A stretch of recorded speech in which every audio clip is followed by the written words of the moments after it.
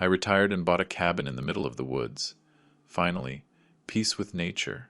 No noise, no people, just the wind and the treetops. Then my son-in-law called me and said, "My parents are moving in with you. If you don't like it, move back to the city."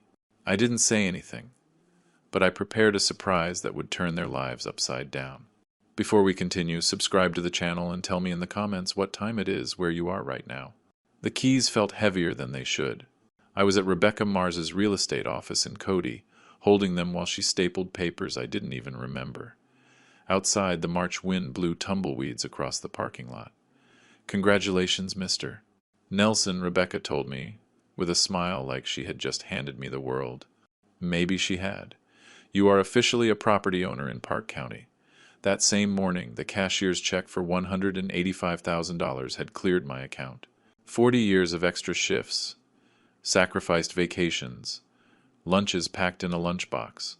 4 decades compressed into 6 figures, now turned into 800 square feet of wood and solitude, 12 miles from civilization. "Thank you." I pocketed the keys and shook her hand. My fingers were steadier than I thought they'd be. From her office, I drove west on Highway 14, then north, onto roads that got narrower and narrower. Pavement turned to gravel. Gravel turned to dirt. My cell signal dropped from 4 bars to 2, then to 1. I stopped at a small general store and bought coffee, bread, eggs, and butter. The clerk asked if I was just passing through. "Living here," I replied. She acted like I'd said something profound. The last 2 miles climbed through pines so dense the afternoon sun barely got through. When the cabin appeared in a clearing, I cut the engine and just stared. There were 4 elk grazing about 50 yards from the porch. They lifted their heads, watched my truck, and went back to eating. One barely flicked an ear to swat a fly. I sat there for 5 minutes, just watching them. No horns, no sirens, no voices bleeding through apartment walls. The cabin was exactly as the photos promised. Weathered cedar logs, a green metal roof, a stone chimney. Small, yes. But Mina. I unlocked the door and stepped inside. The air smelled like pine resin and old wood smoke, a single room with a kitchenette. A bedroom just big enough for a queen bed, and a bathroom with a shower so narrow I'd have to step in sideways. Perfect. I unloaded the truck slowly, organizing everything with method. Tools on the pegboard above the workbench. Hammer, wrenches, saw, each in its place. Books arranged by subject on the shelf. History, engineering manuals, 3 novels I'd been meaning to read for over 10 years, and a coffee maker, placed right in the corner where the morning light would hit it first. Every object was placed with care, trying to bring order to the chaos of moving boxes. By the time I finished, the sun was starting to set. I made coffee. Too late in the day for it, but I didn't care, and took it to the porch. The rocking chair I'd bought for this exact moment creaked under my weight. The elk had moved deeper into the clearing. A hawk circled overhead, riding the currents. I called Sarah. "Dad." Her voice sounded clear and close. "Are you there? Did you do it?" "I signed the papers this morning," I answered. "I'm sitting on the porch right now, watching the elk. I'm so proud of you." The warmth in her words tightened my chest. "You earned it. 40 years." I took a sip of coffee. 40 years. I dreamed of mornings where I'd drink coffee watching nature instead of highway traffic. "You deserve every second of peace." She paused. "Cornelius has been so stressed with work lately. I sometimes forget what quiet looks like." Something in her tone made me stop. "Is everything okay?" "Yeah, of course. You know how it is. Middle management pressure." She laughed, but it sounded weak. "When can I come see you?" "Anytime, honey. You know that." We chatted for about 10 more minutes. She told me about her students, her plans for the garden, safe things. When we hung up, I watched the sun paint the mountains orange and violet. The coffee was cold, but I drank it anyway. An hour later, the phone rang. My parents lost their house. Cornelius didn't bother to say hello. His voice was flat, like on his office calls. "They're moving in with you for a couple of months until they find a place." I gripped the arm of the chair. "Wait, what?" Cornelius, I just bought this house. Barely. Just a couple of months until they find something. I bought this place to be alone. I spent my entire retirement on it. Then you should have stayed in Denver. Friday morning. I'll text you the time they arrive. The line went dead. I sat there with the phone in my hand, staring at the clearing where the elk had been. They were gone now. Smart animals. My knuckles had turned white on the armrest. I forced myself to let go. I flexed my fingers. I breathed. I poured another coffee I didn't really want, and sat at the kitchen table. I pulled a small notebook and a pen from my jacket pocket. It was one of those engineering pads with graph paper I'd used for 40 years for sketches and calculations. I started writing, not venting, questions, timelines, resource assessments. The cabin keys rested next to the notebook. An hour ago they meant freedom. Now they represented something else. I picked them up, felt their weight, and set them back down carefully. For 40 years, I had been the reasonable one, the mediator, the one who swallowed discomfort to keep the family peace. Not anymore. The sunrise came through the kitchen windows and found me still there. Empty cups formed a semicircle around my notebook, which was filled with lists, diagrams, and questions. Written and rewritten. I hadn't slept. I didn't need it. My mind was clearer than it had been in years. Focused, sharp, fueled by something purer than rest. I made fresh coffee and reviewed my notes. Then I gathered everything, loaded my truck, and drove back to Cody. The Yellowstone Ranger Station was 20 minutes west, a modern building designed to blend into the landscape. Inside, educational displays showed wolf packs, bear territories, and elk migration routes. A ranger, maybe in his 40s, with a face weathered from being outdoors, looked up from his desk. "Can I help you with something?" "I just moved here from Denver," I said. "Bought a piece of land up near County Road 14. "Beautiful area," he smiled. "You'll need to be careful with food storage. A lot of bear activity in the spring." "What about wolves?" "I heard they're back in the region. The reintroduction has been successful."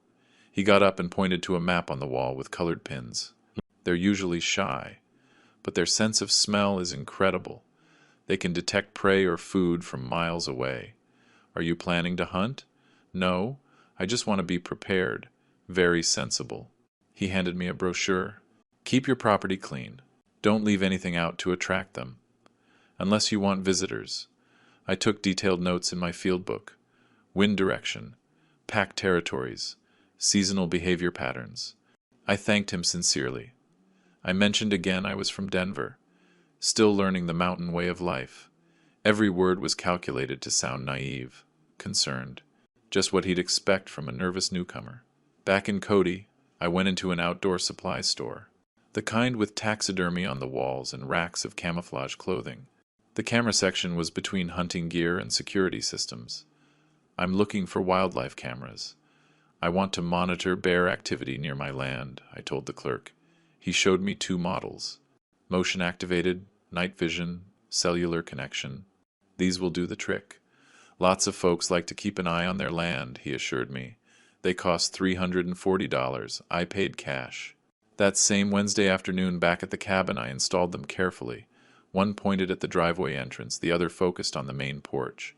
I tested the sensors, checked the signal, adjusted the positions until the coverage was perfect. The engineering part of my brain, after 40 years of solving structural problems, enjoyed the precision.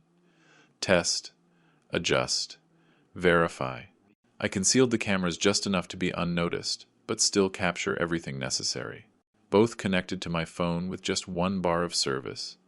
Weak, but sufficient. Thursday morning I drove back to Cody. The butcher shop was on a side street.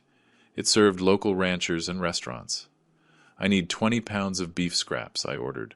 "Organs, fat, trimmings. For dogs." The butcher didn't blink. All right. It was $45 for the meat, wrapped in white paper and packed into the coolers I'd brought. The smell was immediate and strong. Blood, fat, raw meat. That afternoon, in the clearing behind the cabin, I opened the coolers. The wind was coming from the west. I checked the old-fashioned way, wetting my finger and holding it up. I walked about 30 yards uphill from the cabin. I placed the meat in 3 piles, spreading it out so the scent would carry better.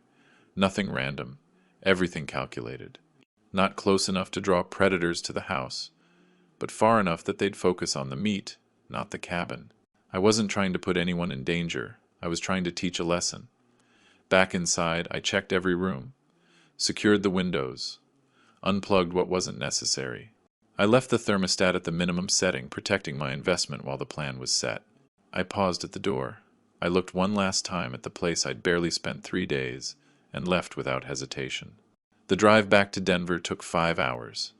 I arrived at my old house just before midnight. The suburban home I hadn't sold yet, half furnished but empty. I unloaded the truck, set up my laptop in the living room, and placed my phone where I could see the camera feeds. Then, I waited. Friday at 10 a.m., a sedan appeared on my phone screen. Leonard and Grace got out. They looked around with expressions I recognized even on the small image. Disgust, judgment. The camera's microphone picked up their voices. "This is where he lives now?" Grace asked, wrinkling her nose. "It smells like pine and dirt." "At least it's free," Leonard said, walking toward the cabin. "We'll stay a few months. Let Cornelius figure out what's next. I don't see why we had to come all the way out here." Grace stopped short. "Leonard." "Wolves." 3 figures emerged from the tree line to the northwest, gray and brown, moving cautiously toward the meat piles. They weren't aggressive. They didn't seem interested in the humans. They were just hungry. Leonard saw them and went pale. "Get in the car! Now!" They ran. Grace stumbled, recovered, and the car door slammed shut. The engine roared. Gravel flew as they reversed frantically before speeding back down the path. The wolves, undisturbed, continued toward the meat. I closed the laptop and picked up my coffee. I took a slow sip. 20 minutes later, my phone rang. "What did you do?" Cornelius's voice had lost its professional tone. It was pure fury. My parents were almost attacked. "I didn't do anything," I replied calmly. "I warned you this property is in the middle of the woods. You planned this. You trapped those animals." "Cornelius, I live in wolf country. They live here. This is their home. Maybe you should have asked before you assumed you could use mine." "You're insane." "I'm going to." "You're going to what? Sue me because there's wildlife on my property? Good luck with that. This isn't over." "No," I said.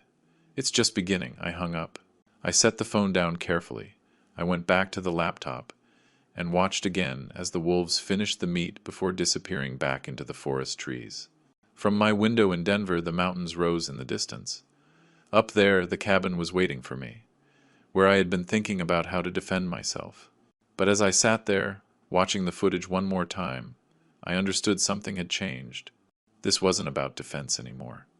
2 weeks passed before Cornelius made his next move. During those days, I tried to live the routine I'd dreamed of. Coffee on the porch at dawn, watching the elk cross the clearing, reading the books I'd put off for decades. But the quiet felt fragile, like standing on thin ice that could crack at any moment. I checked my phone more than I wanted to. I kept the camera feeds open on the laptop. I listened for any vehicle coming up the dirt road. In mid-April, the first wildflowers bloomed, and the afternoons grew warmer. I was splitting firewood when my cell rang. It was Sarah. "Dad, please." Her voice broke on the second word. She was crying. Cornelius showed me the video of the wolves. That could have ended so much worse. I set the axe down and walked to the porch. "Sarah, honey, there are wolves in these mountains. I didn't cause that situation. I warned Cornelius this place wasn't suitable for his parents. But you knew they were coming. You could have done something to make it safer." The script was obvious. Every line sounded rehearsed, dictated. My daughter had become his messenger. "I bought this property for solitude," I said, keeping my voice firm. "No one asked me if I wanted visitors. But I'm willing to meet with Leonard and Grace to discuss options." "Really?" Her tone filled with hope. "Yes, but it will be in town, neutral ground. We'll talk." When I hung up, I watched the clouds move over the mountains. She genuinely thought she was helping. That made it worse. 2 days later, I drove to Cody for the meeting.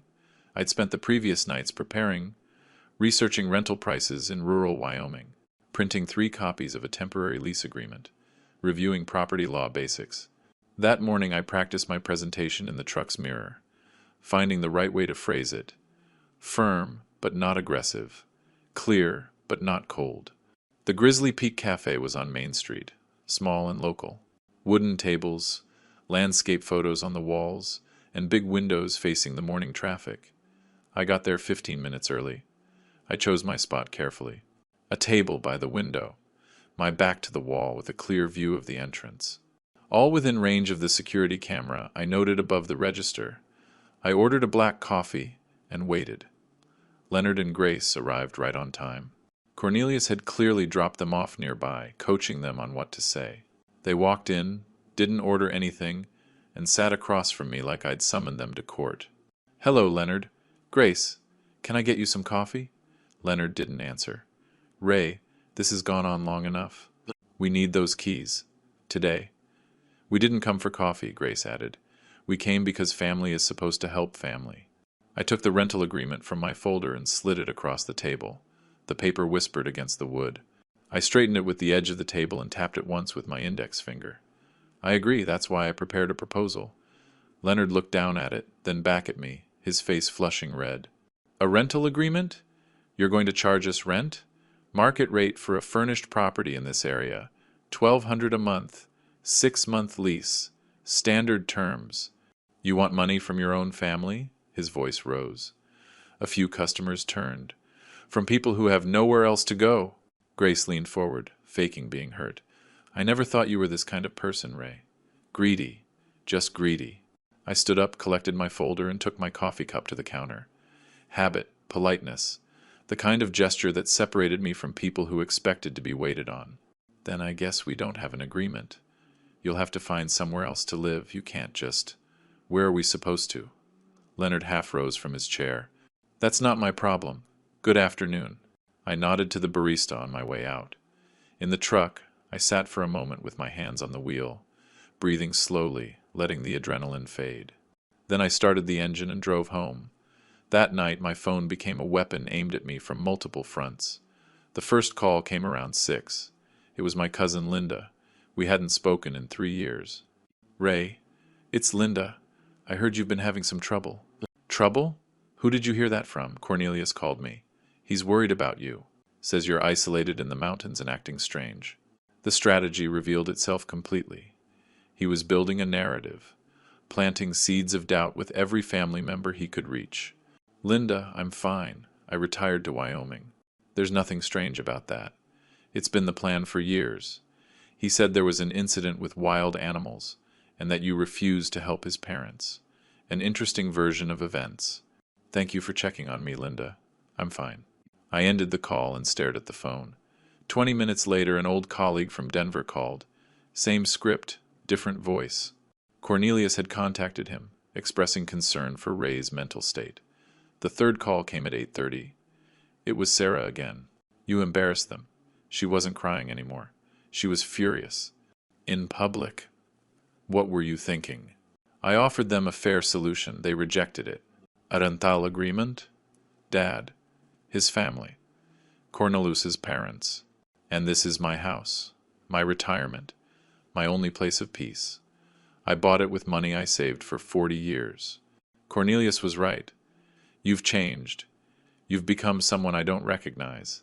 Her words landed with the weight she intended. I kept my voice low, controlled, even though something cracked in my chest. Maybe I have. Or maybe everyone else changed, and I'm just starting to notice. The line went dead. She had hung up on me. I sat at the kitchen table with the phone in my hand, watching the darkness cover the mountains.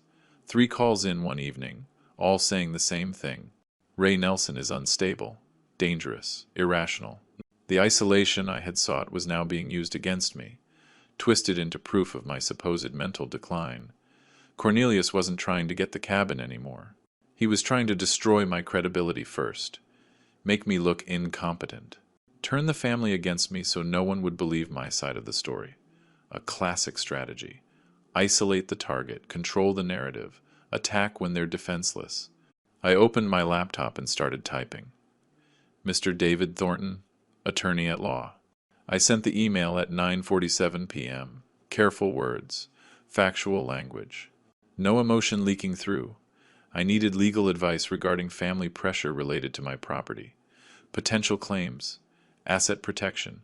I included the basics, my age, the property value, the family situation, and I finished with 3 specific questions about inheritance law and estate planning. Afterward, I poured a bourbon, just 1 glass, 2 fingers, no ice. I'm not much of a drinker, but that night called for it. The porch was cold for April, but I sat out there anyway, watching the stars appear over the mountains. Somewhere down there, Cornelius was already planning his next move. I planned to be several steps ahead. At dawn, an email was waiting. David Thornton had replied at 7:15 a.m. He could meet Thursday afternoon at his office in Cody. Fees, $300 an hour. I confirmed the appointment immediately. I spent the next 3 days organizing documents. My engineering background served me well. Everything labeled, dated, cross-referenced. The property deed in one folder, the purchase papers in another, a family tree showing the relationships, a written timeline of events, starting with Cornelius's first call, transcripts of key conversations based on my notes, printouts of the rental contract Leonard had refused. By Thursday morning, I had a leather portfolio of evidence as solid as any structure I'd ever designed. Wednesday afternoon, my phone rang. It was Sarah. Dad. Her voice was weak, exhausted. I'm sorry I yelled at you after the cafe. It's just, I'm so tired. I understand, honey. This has been hard on everyone. Cornelius is just so stressed. He's been trying to help his parents ever since Leonard lost all that money. I froze. Lost money? What happened? Oh, you didn't know? Leonard was playing online poker. He lost $47,000 in 6 months. That's why they lost the house. They mortgaged it to pay his gambling debts. $47,000. The number just hung in the air like smoke. That's a lot of money. No wonder Cornelius is so stressed. Yeah, and he keeps talking about solutions, about how if we could just, I don't know, reorganize the family assets. She was talking faster now, anxiety overriding her caution. He mentioned something about putting your cabin into a family trust, so it would eventually benefit everyone. For estate planning, you know. And apparently the property value has already gone up since you bought it in March. Every word clicked into place. A family trust. That's an interesting idea. When did Cornelius propose that? A few weeks ago. He said it would be smart, for tax purposes. Well, in the future. I don't really understand estate planning. Neither do I. That's why I'm meeting with a lawyer this week, to make sure everything is squared away. A lawyer? Her voice hardened. Dad, is that necessary? At my age, with a property worth this much? Yes, it's the responsible thing to do. After I hung up, I added 6 pages of notes to my file. Leonard's gambling debt. Cornelius's plan disguised as estate strategy. The timeline of desperation that was fueling the aggression. Thursday afternoon, I drove to Cody and parked across from Murphy's Hardware on Sheridan Avenue. Thornton's office was on the 2nd floor. Professional signs, steady foot traffic, a well-kept building. I watched it for 5 minutes, assessing. Then I grabbed my portfolio and went inside. David Thornton looked to be in his early 50s, with the rugged edge of Wyoming and the directness of someone who grew up on a ranch before law school changed his path. His office had wood furniture, law books, a framed degree from the University of Wyoming, and a window overlooking Main Street. I handed him my documents in order: deeds, family tree, timeline, proof. Each paper moved from my hand to his at the right moment. Thornton took notes, asked precise questions. I had ready answers.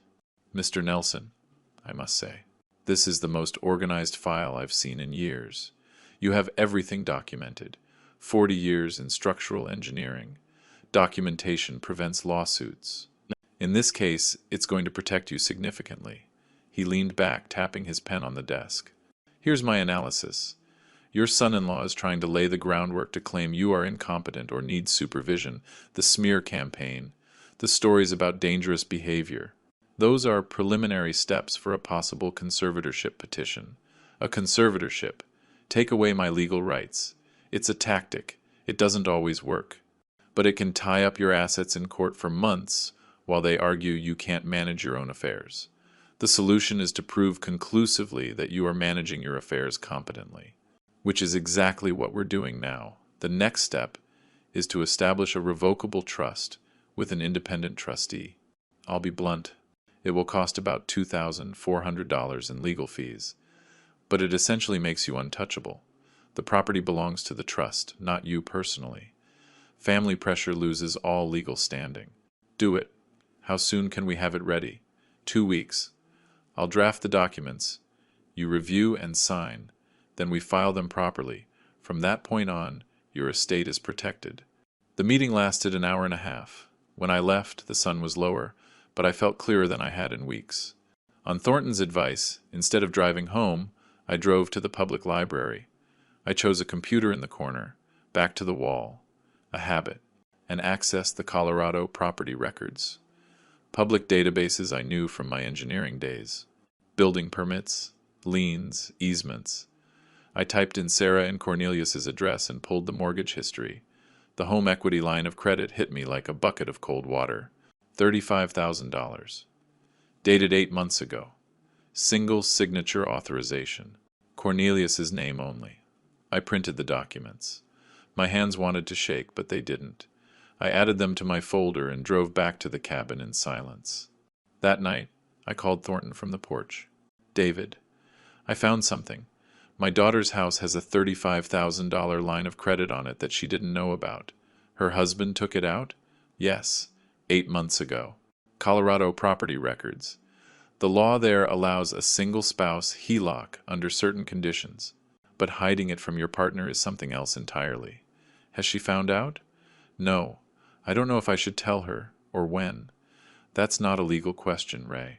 That's a family one, though legally. It explains his motive. He's clearly trying to use your cabin scheme to cover his own pre-existing debts. When I hung up, I sat at the kitchen table and spread everything out.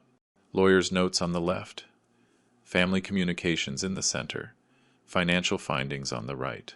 Leonard's $47,000 gambling debt led to Cornelius taking out the $35,000 line of credit to cover part of it, which created the financial pressure, which led to the plan to take my cabin and liquidate it for cash. It all connected. I took out a legal pad and started drawing lines between related facts, circling key points, writing questions. Can Thornton investigate the legality of the HELOC? Does Sarah have legal recourse? When to inform her? How to protect her without pushing her further away? My phone buzzed. A text from Thornton. Trust documents will be ready for review on Monday. I replied, I'll be there. And I wrote one last note at the bottom of the page. Cornelius is cornered. And when an animal is cornered, it attacks. Prepare for escalation. 3 weeks later, on a Monday in early June, I drove to Thornton's office to sign the trust. In the briefcase beside me, I had 3 weeks of consolidated financial records. Bank statements, retirement funds, property appraisals, investment documents, all organized, labeled, and ready. Thornton's assistant had the papers ready on the conference table. It was 43 pages in total, every signature line marked with a yellow tab. I reviewed page by page while Thornton answered emails at his desk, giving me time. The revocable trust named him as the independent trustee. Total assets, $290,000. The cabin, my retirement savings, everything I had built in 40 years. The key clause was on page 17. Sarah only inherits if she divorces Cornelius, or if Cornelius signs a legal waiver of any claim to the property. This provision, Thornton said, sitting beside me, the conditional inheritance for Sarah. Understand, this may cause family conflict. I told him the conflict already existed. This just protected her from being exploited using my assets. Thornton warned that if Cornelius discovered the trust structure, he would react violently. Let him, I replied. This is all legal. He has no grounds to challenge it. Thornton looked at me with a small understanding.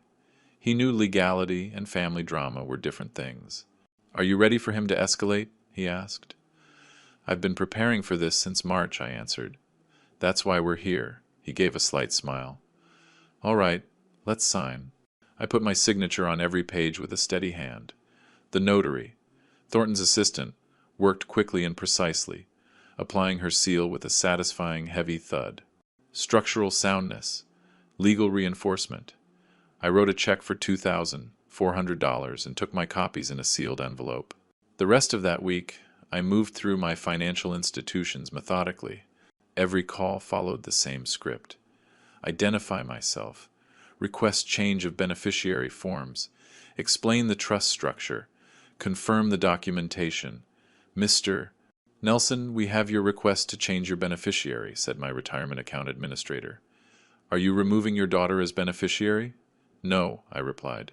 I am designating my revocable trust as the primary beneficiary. My daughter will inherit through the trust. She asked, May I ask why you are making this change? I replied, Asset protection and estate planning. I have concerns about third-party claims. Understood, she concluded. We will process this within 5 business days. I'll need you to mail in the hard copy. It's already on its way. I also want you to send me an email confirmation, please. Of course. Anything else? Yes. Make a note in my file that this change was made voluntarily and with legal counsel. I am establishing a record of my competency in all financial decisions. There was a pause. That's not standard, but I will include that note. By Friday, all my assets were sheltered inside the trust structure. I had a checklist on my kitchen table, and I satisfyingly ticked off every completed item. 2 weeks later, Sarah called. Dad, Cornelius has been acting really weird lately. Her voice was tired, thin, asking about your finances. If you'd updated your will. I set my coffee mug down carefully. I've made some succession arrangements. It's the right thing to do at my age. I know. But he got furious when I mentioned you set up a trust. He said it was a betrayal. Why would my estate planning be a betrayal to him? It's not his inheritance. I gripped the phone tightly. Sarah, did you tell him the details of the trust? I just said you set one up. I didn't think it was a secret. It's not. It's just private. What exactly did Cornelius say? He said you're cutting the family out, that lawyers are manipulating you. Dad, what is going on? Why does he care so much? That's a very good question, honey. One you should be asking him directly. After hanging up, I immediately called Thornton. Cornelius knows about the trust. His reaction was instant. How soon can you get a medical evaluation? The next day, I was fixing the porch railing when Cornelius's car sped up the driveway, kicking up dust and gravel. He slammed on the brakes, got out without closing the door properly, and stormed toward me. I calmly set down my tools, picked up my cell phone, and started recording video. I stood at the top of the porch steps. 6 steps up, giving me the high ground. Cornelius had to walk uphill, looking up at me. I held the phone at chest level, camera clearly pointed at him. Cornelius, you are on my property uninvited. I am recording this conversation. I don't care about your recording. His face was red, his gestures aggressive. You set up a legal scheme to steal from your own daughter. The trust protects my assets and ensures Sarah inherits as she deserves. It's completely legal. As she deserves? What does that mean? Unless she divorces me. That's what you really want, isn't it? The trust ensures my assets cannot be claimed by third parties. It's standard estate planning. Third parties? I'm family. Your son-in-law. You are my daughter's husband. You have no legal right to what belongs to me. The trust only clarifies what is already a fact. His voice got louder. We'll see about that. I'm getting a lawyer. I'm going to challenge this. And I'll make sure you never see Sarah again. Are you threatening to keep my daughter from me just because I protected my assets? That's interesting. For the record, this isn't over. Then get off my property. Now. Or I'm calling the sheriff for trespassing. He stormed back to his car. The engine roared. Gravel flew as he reversed hard and shot back down the driveway. I stopped the recording. I reviewed the video immediately. Faces were visible. Audio was clear. Threats were registered. I uploaded it to the cloud and emailed a copy to Thornton. Subject: Evidence of hostile confrontation. That night, I wrote a detailed incident report. Date, time, exact words. No witnesses, unfortunately, but the video showed it all. Thornton's reply came in under an hour. Continue documenting everything. Consider a medical evaluation to preempt any attempt to question your capacity. Prepare for retaliation. They are running out of options. The next morning, I called Dr. Patricia Chen's clinic. The receptionist asked if there was a specific reason for the appointment. I'm 67, I own property, and I want documentation confirming I am healthy and of sound mind.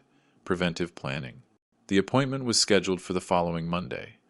That night, I sat at my table and reviewed the confrontation video again, watching Cornelius's rage on the small screen. His mask had completely crumbled when the money was on the line. Every word recorded. Every threat registered. My phone buzzed. Email from Thornton. Good call on the medical certificate. They will likely try to involve Adult Protective Services. It's the standard playbook in these cases. Stay ahead of them, I wrote back. Already scheduled. Appointment is next week. Before closing the laptop, I looked at the framed photo of little Sarah on the shelf. 8 years old, missing her front teeth, laughing at something I'd said. I wondered how much collateral damage this fight would cause before it was over. Monday morning, I arrived at Dr. Chen's clinic 15 minutes early. The medical building was modern, single-story, and very functional. I filled out the forms, requesting copies of all test results and evaluations. When Dr. Chen called me in, I explained it directly. I'm 67. I own assets. And I want basic medical documentation certifying my physical and mental competence. She was a sharp woman, maybe in her 50 seconds, with the weathered experience of someone who had practiced rural medicine for decades. Her expression was understanding. I see. Unfortunately, I've run into situations like this before. Adult children sometimes question a parent's competence to gain control of their assets. That is exactly what I am preventing. Can you provide a detailed written evaluation? Absolutely. I'll run a full cognitive screening and provide a formal letter. For legal purposes, correct? Correct. I want documentation that can be presented in court, if necessary. Then let's be thorough. The evaluation lasted 90 minutes. Blood pressure, reflexes, blood work, then the cognitive tests, a mini mental state exam, a clock drawing test, memory exercises. She asked me to draw a clock showing 3:15. I drew it accurately. She asked me to remember 3 words, apple, table, penny, and repeat them in 5 minutes. I remembered all 3. She asked me to count backward from 100 by 7s. I did it correctly. At the end, Dr. Chen typed her notes into the computer and then printed a letter on the clinic's letterhead. Mr. Ray Nelson is mentally competent, physically healthy, and fully capable of managing his own affairs and making independent decisions regarding his property and finances. Patient is alert, oriented, and cognitively intact. No signs of dementia, confusion, or diminished capacity. She signed it, stamped it with the clinic's seal, and handed me both the letter and copies of all my test results. That's $240 for the extended evaluation. I paid with a credit card, carefully noting the transaction for my records. 2 days later, I was in my workshop shed organizing tools when an unfamiliar sedan pulled up. A professional-looking woman in her 40s got out, carrying a tablet and an official-looking binder. Mr. Nelson? I'm Margaret Willows from Adult Protective Services. I'm here regarding a report filed about your welfare. Anger flashed immediately, but I kept my expression neutral. A report? From whom? I can't disclose that during my initial assessment. May I come in? Of course. Would you like some coffee? No, thank you. This is a routine welfare check. I held the door open for her. Transparency. I need to tell you up front. I am in a legal property dispute with family members. I suspect this report is part of that dispute, not a genuine concern for my welfare. I appreciate your honesty. I'll conduct my assessment objectively. If the complaint is unfounded, I'll note that in the record. Margaret walked through the cabin with her tablet, noting everything. The kitchen was clean and orderly. Bills were paid and filed. The refrigerator was stocked with fresh food. The bathroom was clean. The bedroom was tidy. No safety hazards. No signs of neglect or confusion. Do you have any difficulty with your daily activities? Cooking, cleaning, paying bills? None. I've lived alone for years since I retired. I manage everything myself. The report mentioned concerns about your mental state. Have you had any memory problems, confusion, or difficulty making decisions? I went to my desk and pulled out a folder. I had a complete medical exam just 2 days ago, specifically to address this issue. She read Dr. Chen's report carefully. This is very thorough and recent. Most people in your situation don't have updated medical documentation. I anticipated false accusations and wanted to have evidence ready. That demonstrates a very strategic way of thinking, Mr. Nelson. 40 years as an engineer taught me to plan ahead. I also showed her recent bank statements proving responsible financial management and copies of my trust documents, showing a well-structured estate plan. Margaret took a lot of notes. Her professional manner remained neutral, but I recognized the pattern in her questions. She had seen this before. Family exploitation disguised as concern. 3 days later, Thornton legally obtained copies of the official APS complaint. I read it at my kitchen table, slowly, several times. Cornelius and Leonard had signed as co-complainants. The accusations were detailed and completely false. They claimed Ray threatened family members with weapons. False. I've never owned a firearm. They claimed I showed paranoid behavior with security cameras everywhere. The cameras were for legitimate protection after actual threats. They claimed I refused medical care. False. I had just completed a comprehensive evaluation. They claimed I struggled with basic tasks and made irrational financial decisions. The trust was sophisticated planning, not an irrational act. Grace submitted a supporting statement, claiming I had endangered them with wild animals. The wolf incident back in March, now twisted as proof of incompetence. The report requested a mandatory psychiatric evaluation and possible guardianship proceedings. I felt my jaw tighten as I read. My knuckles went white on the pages. They weren't just attacking my property anymore. They were attacking my autonomy, my mind, my freedom. This was war. 10 days after Margaret's visit, the official notice arrived. The Adult Protective Services case was closed. The report was determined to be unfounded. Margaret's report clearly stated, subject is competent, living independently and safely. No evidence of exploitation, neglect, or diminished capacity. A recent medical evaluation confirms good physical and cognitive health. The report appears to be motivated by a family property dispute rather than a genuine concern for welfare. No further action required. I created a new folder labeled Evidence, False APS Report, and filed everything systematically. The original complaint with its false claims, Margaret's assessment report, the case closure letter, my medical evaluation, photographs of my well-maintained cabin, my written rebuttal to every false claim, with supporting evidence. The folder joined the growing collection on my shelf. I was building a complete case file. My phone rang. Thornton. Ray, I found something. Leonard and Grace have been using your cabin address for something. Public records show mail being sent there in their names. Could be mail fraud or identity theft. We need to investigate immediately. I looked out the window toward the mailbox at the end of the road. It hadn't occurred to me to check for mail addressed to people who didn't live here. I'm heading there now. I grabbed the truck keys, wondering what else I was about to uncover. I grabbed the keys and drove the long path down to the mailbox. A quarter-mile of dirt road, dust kicking up behind the truck in the afternoon heat. August in Wyoming made the air shimmer above the ground. The mailbox was a standard aluminum one on a weathered post, surrounded by tall grass. I put on gloves before opening it. I didn't want my fingerprints on mail that wasn't mine. 3 envelopes, all addressed to Leonard Harrison, or Grace Harrison, at my cabin's address.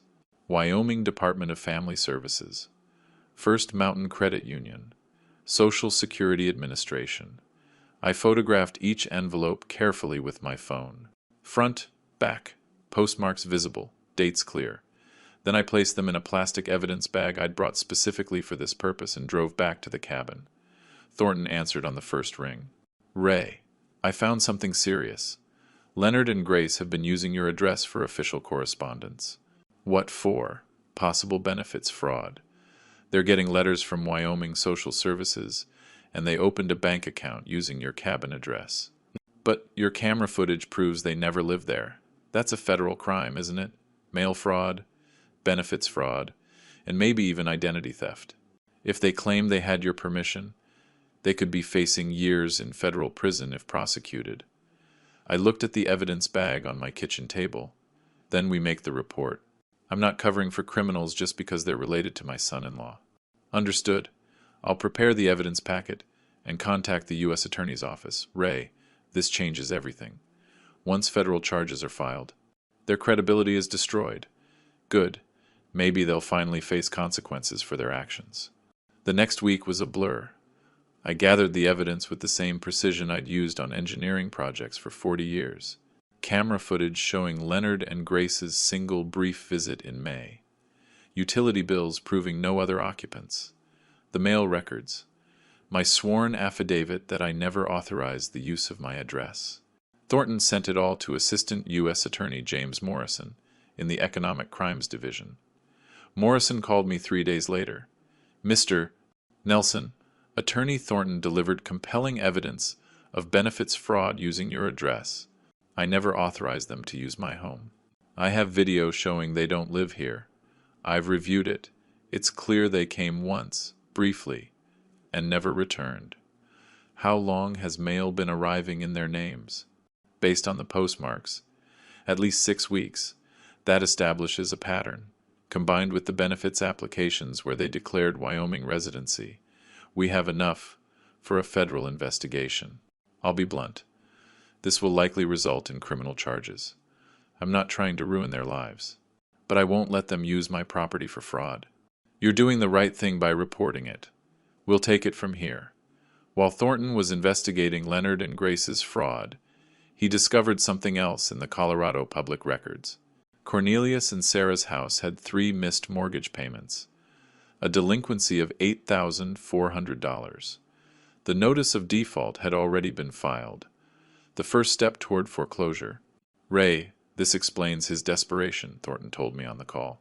He was counting on your cabin to solve his financial crisis.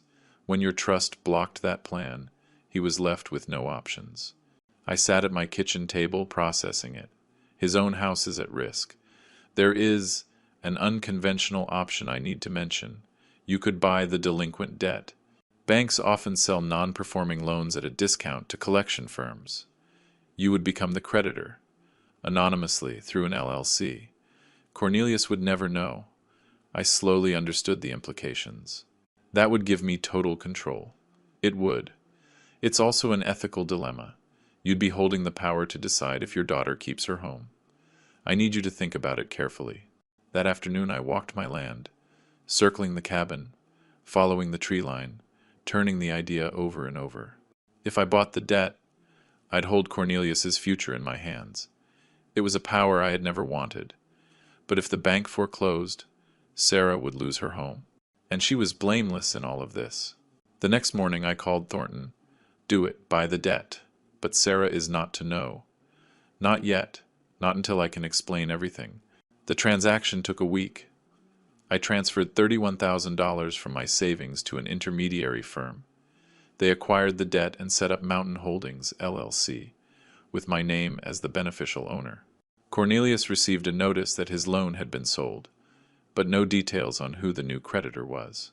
I filed the transfer receipt in a folder labeled, simply, Leverage. By mid-August, my position had changed completely. Leonard and Grace were under federal investigation. Cornelius's mortgage was under my secret control. Every attempt at manipulation was documented. My assets and property were legally untouchable. But I didn't feel triumph, just exhaustion. This was supposed to be a peaceful retirement. It had turned into a war, where my adversaries forced my hand at every turn. I sat on the porch at sunset, the stacks of evidence folders beside me, and made a decision. Sarah deserved the truth, all of it. She needed to understand what her husband had done, the risk her house was in, and what her father had been protecting her from. I took out my phone and typed, "Honey, we need to talk. Can you come to the cabin this weekend? Just you. It's important." Her reply came 10 minutes later. "Is everything okay? You're worrying me." "I'm fine," I typed back. "But there are things you need to know about your financial situation. Things Cornelius hasn't told you." "What things?" Dad, you're scaring me. Not over text. In person. Saturday afternoon. I'll make lunch. Cornelius has a work trip this weekend.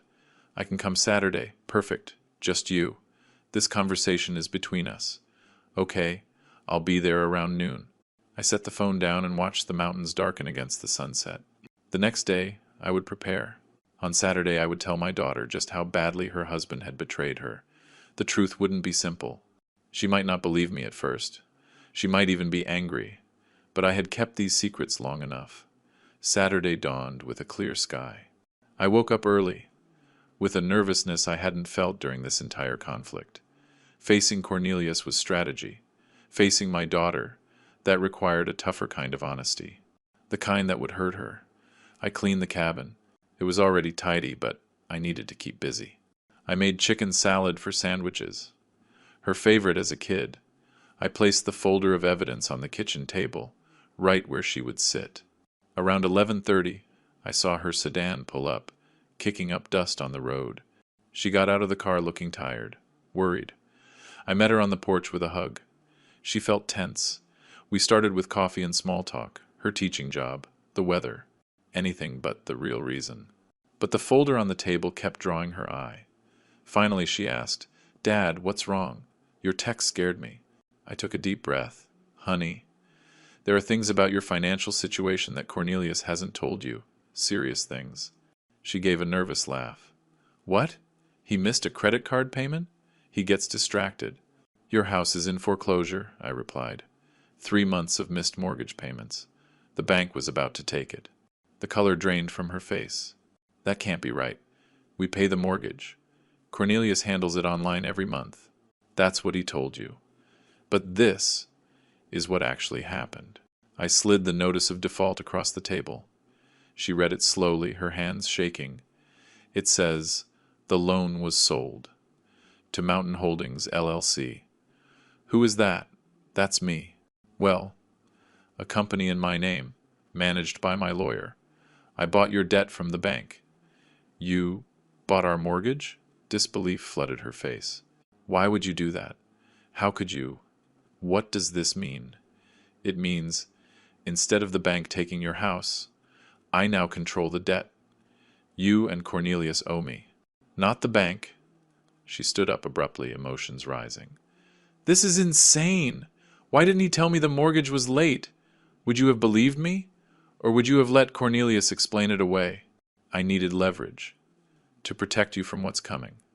I let those words sink in. Then I continued. "There's more. 8 months ago, Cornelius took out a $35,000 home equity line of credit on your house." "That's not true. We both would have to sign for something like that." I slid the HELOC papers to her. "In Colorado, under certain conditions, one spouse can. Here's his signature. Where's yours?" She stared at the documents, her hands trembling. "I never signed this. I've never even seen these papers." $35,000? Where did that money go? My best guess? To cover some of Leonard's gambling debts. Remember you told me he lost $47,000 playing online poker? Cornelius tried to fix his father's problem by putting our house up as collateral, without telling me. And when that wasn't enough, when my cabin plan failed and he couldn't get any more money, he just stopped paying your mortgage. I suggested we eat. She refused at first. "How can you think about food right now?" But I insisted calmly. We needed a break before the next part. The sandwiches tasted like dust, but we ate them. After, I showed her the rest. In order. Dated. The recording of Cornelius's threatening confrontation on my porch. The false APS report he filed to have me declared incompetent. The federal mail fraud Leonard and Grace committed using my address. Each piece of evidence was presented with context and a timeline. She listened. At first she was defensive. Cornelius wouldn't do that. Then, doubtful. "Are you sure these documents are real?" Finally, she was shattered. When I showed her the APS complaint, where her husband tried to have her own father's legal rights taken away, she broke. It wasn't soft crying. It was deep, heavy sobs that shook her shoulders. I let her cry.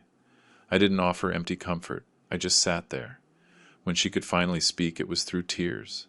How long? How long have you known? Pieces of it since May. All of it since July. She looked at me hurt and angry. Months. You knew for months that my marriage was a lie, that I was in financial danger, and you didn't tell me. I met her eyes.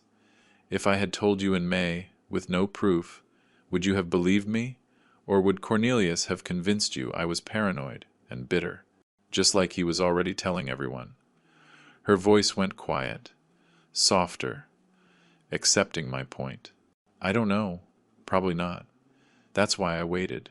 That's why I gathered proof. So you would know it was real, not just your father's opinion. I refilled her coffee cup, pushed the sugar bowl toward her. When she was nervous, she always took it too sweet. A childhood habit. Finally, I had to put the choice on the table. You have to make a decision, and it has to be soon. What decision? Whether you stay with Cornelius or you leave him. I'm not making that choice for you. How can I decide that right now? You have until the end of August, about a week, because in 2 weeks, the feds are going to arrest Leonard and Grace for fraud. When that happens, this all becomes public. Cornelius will be questioned. Your marriage will be news in a town this small. She was overwhelmed. This is too much. I can't think. If you leave him, file for divorce. Protect yourself legally. I will forgive the mortgage debt on your house. It will be yours, free and clear. I will help you start over. You're bribing me to leave my husband. I'm offering you a lifeboat. Whether you take it is your choice. But understand, if you stay with him, I can't protect you from what's coming. Hours later, she gathered her things, exhausted. I walked her to her car, carrying a folder with copies of the documents. Before she got in, she turned. Did you ever think about what this would do to me? Knowing all this? Every day since I found out. That's why I built such a solid case. So you'd know I wasn't exaggerating. I don't know if I can forgive you for waiting so long. I understand. But I would rather you hate me for waiting than be destroyed because I didn't wait long enough to protect you. I need time to think. You have 1 week. After that, this moves forward, with or without you. She looked at me with tired eyes. I don't know who to trust anymore. Trust the documents. They don't lie. People do. She left without looking back. I stood in the driveway, watching until her car disappeared, wondering if I had just lost my daughter or saved her. 5 days later, a Wednesday morning, I was on the porch drinking coffee when my phone rang. Thornton, it's happening now. The feds are executing the arrest warrants for Leonard and Grace in Colorado. I thought you should know. I set my coffee down carefully. No celebration, just acknowledgement. Thank you for letting me know. An hour passed. Then my phone rang again. It was Sarah. Her voice was shaking. Dad, Cornelius just got a call. His parents, they were arrested by federal agents. Something about fraud. Were you involved in that? I took a deep breath. I reported their crimes to the proper authorities. What happened after that was just the justice system doing its job. There was a long silence.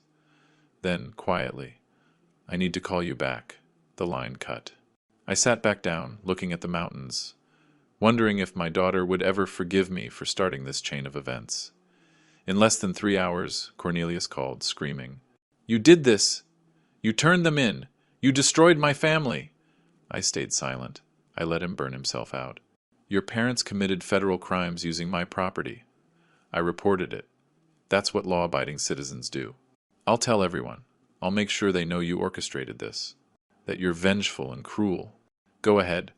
I have documentation of every crime they committed. My lawyer will be happy to share it publicly. Thornton had driven to my cabin specifically for this moment. I handed him the phone. "Mr. Harrison, this is David Thornton, counsel for Ray Nelson." His voice was professional, measured, and final. "Your parents committed federal felonies. My client fulfilled his civic duty by reporting those crimes to the authorities. Any attempt to slander him will result in immediate legal action. Do you understand?" Click. Cornelius had hung up. On Friday afternoon, Cornelius tried to sell the house he shared with Sarah. He was desperate for cash, for his parents' legal defense. and for his own survival. But the title search revealed the problem. The mortgage was in default, and it was owned by Mountain Holdings, LLC. His real estate agent explained he couldn't sell without the mortgage holder's approval. Cornelius called Thornton, frantic. "Your firm owns my mortgage? How is that possible? My client acquired your non-performing loan through legal channels. You were notified weeks ago that your loan was sold. I need to sell this house. My parents need lawyers. Please." Thornton's reply was calm. "My client is willing to negotiate terms. You will receive a formal offer within 24 hours. Saturday morning, a certified letter was delivered. Inside, my formal offer through Thornton's office. The terms: I would forgive the entire remaining mortgage debt, the $35,000 outstanding balance, plus the $8,400 in arrears. A total forgiveness of $43,400. The conditions: Cornelius must sign the divorce papers, making no claim on any assets. He must sign a legal waiver, relinquishing any and all rights to my property, inheritance, or assets. And he must sign a sworn affidavit acknowledging he had no legal right to use my cabin or involve me in his financial problems. The deadline: 72 hours. If he refused, I would immediately foreclose. He would lose the house anyway and get nothing. Cornelius called Sarah. He tried to convince her to fight this with him. Her answer, I learned later, was simple. "I already filed for divorce yesterday. Sign the papers, Cornelius. It's over." Monday morning, Cornelius showed up at Thornton's office. Thornton described him later as disheveled, unshaven, with dark circles under his eyes, his hands shaking. He signed every document: the divorce agreement, the property waiver, the sworn affidavit. When he was done, he asked quietly, "Do I at least get to keep the house?" Thornton's reply was blunt. "Once the divorce is final, the house will be transferred to Sarah, free and clear. You will need to find somewhere else to live." Cornelius left without another word. That same afternoon, my phone rang. Sarah. Her voice was different. Still hurt, still processing, but stronger. "Dad, I signed the divorce papers. I'm leaving him. I can't stay in that house. Too many memories. Can you help me find something near you? I want to start over." A profound relief washed over me. Not triumph, just relief. "Of course, honey. We'll find something perfect, close enough to visit, far enough for your independence. Are you disappointed in me? For not realizing what he was? Sooner? Never. You trusted someone you loved. That's what good people do. He betrayed that trust. That is on him, not you." Her voice broke just a little. "Thank you. I needed to hear that. You're my daughter. I'm proud of you for making the hard choice. That takes real strength." After we hung up, I went out to the porch and sat in the rocking chair I'd bought for my retirement. For the first time in months, I sat quietly. Not planning, not strategizing, not worrying. The afternoon was clear. The elk were grazing in the clearing. The mountains stood eternal in the distance. I rocked slowly, a steady rhythm, and I let myself feel the weight lighten on my shoulders, though it wasn't gone completely. Sarah still had healing to do. The divorce had to be finalized. Leonard and Grace still had to be sentenced, but it felt lighter. The immediate danger was gone. My daughter was safe. My property was protected. Almost over. There was just one more chapter to write. The one where we found out what peace really looked like. 2 weeks later, I was in a federal courtroom in Cheyenne, Wyoming, attending the sentencing hearing for Leonard and Grace. I wasn't required to be there. The prosecutor didn't need me. But I needed to see this through to the end. Leonard and Grace stood before the judge, looking small in their federal court attire. Their lawyer had negotiated a plea deal. Guilty pleas to reduce charges in exchange for lighter sentences. The judge reviewed their criminal history. None. And their ages. Then the evidence of their guilt, which was overwhelming. "Mr. and Mrs. Harrison, you have plead guilty to benefits fraud. The court accepts your plea agreement." The judge's voice was firm. "I want to be clear about the severity of your actions. You exploited systems designed to help citizens in genuine need." "Yes, Your Honor," Leonard said quietly. 2 years of supervised probation, $45,000 in restitution and fines, a permanent ban from all federal and state benefit programs in Wyoming. You will report monthly. Any violation will result in immediate incarceration. Do you understand? Yes, Your Honor, they said together. You are fortunate to avoid prison. Do not waste this opportunity. Court is adjourned. As I left the courthouse, Leonard caught my eye from across the lobby. A brief moment of mutual acknowledgement. He looked away first, defeated. I felt no triumph, just closure. Sarah told me later that Cornelius moved into a small studio apartment in a cheaper part of Denver. He took only what would fit in his car. I saw him one last time when he came to get his things, she said. He looked different. Not angry, just empty. He signed the final divorce papers without a word and drove away. The divorce was finalized in mid-September. Sarah legally changed her name back to Sarah Nelson. With my help, she found a small 1200 square foot house in Cody, about 15 minutes from my cabin. It was modest but charming, an older build. It needed some updates, but it had good bones and a view of the Absaroka Mountains. I gave her the down payment as a gift. Sarah secured a mortgage for the rest, using her teacher's salary and her excellent credit. She also got a third-grade teaching position at the elementary school in Cody, starting immediately. I helped her move. We spent a weekend painting rooms and assembling furniture. Simple work, but deeply meaningful. Rebuilding our relationship through practical acts of service. The healing wasn't linear for Sarah. Some days, she was optimistic about her new start.